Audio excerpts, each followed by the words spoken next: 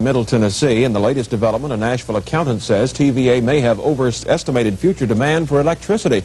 And William Purrier, the critic, says the plant may prove a great financial risk.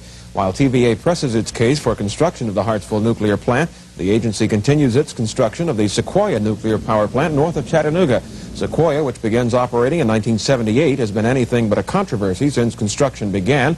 And although citizen resistance to nuclear plants is on the increase, a group of nuclear engineers in Chattanooga thinks more Sequoia should be built to provide for future energy needs.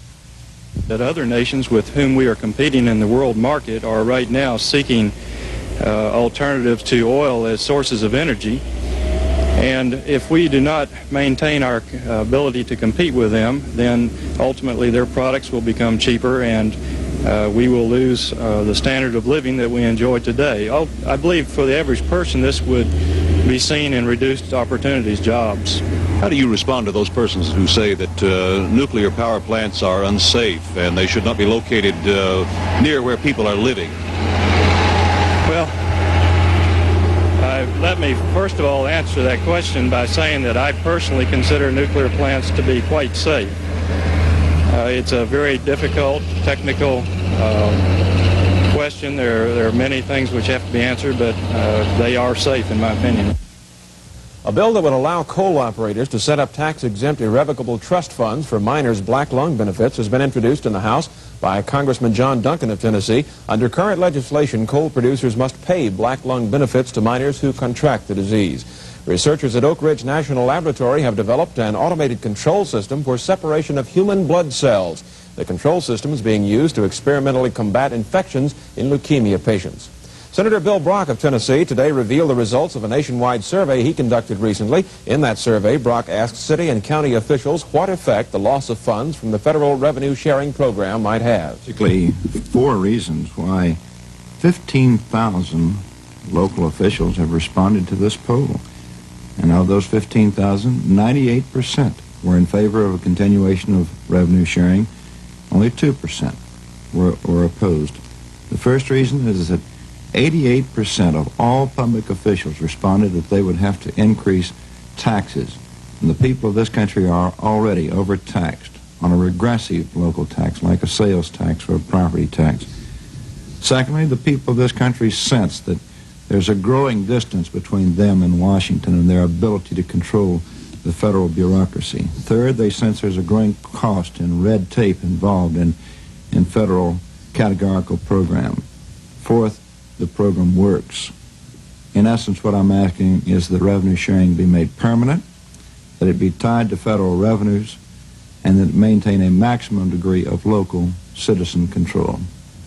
Well, the Foot Stomper has struck again in Nashville. About 3 weeks ago, George Mitchell, otherwise known as the Foot Stomper, began serving 2 years at the county workhouse for his habit of stomping on the insteps of Nashville women.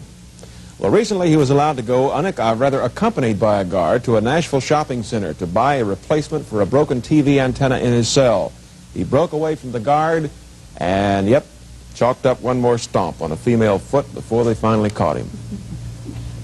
That's not even nice, is it? No, it isn't. I wonder if they slithered his toes or something if he'd quit that. That's not nice either. Shouldn't say that. That's just not a nice thing to do. I've never heard such a I felt like wanting to do that at times, but I never have. Maybe that's the difference between us and him, right? He does it, we don't. How about the atmospheric prognosticative weather information?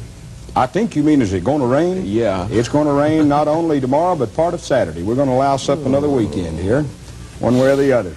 Temperature-wise in Chattanooga today, our morning low was 49, the afternoon high 72. Current temperature is 67 degrees. Skies are cloudy. Wind southerly at 6 miles an hour. The barometer steady at 30.10 inches of mercury. Relative humidity is 71%. The rainfall is 0. And the air quality in Chattanooga is still poor due to very light winds, the amount of dirt in the air being rather heavy.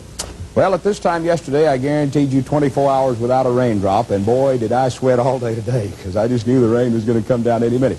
But it's the same situation we've been in the last couple of days. West Tennessee gets quite a bit of rainfall, but the high-pressure cell that has been dominating our weather and keeping the rain to the west of us is still holding the rain off.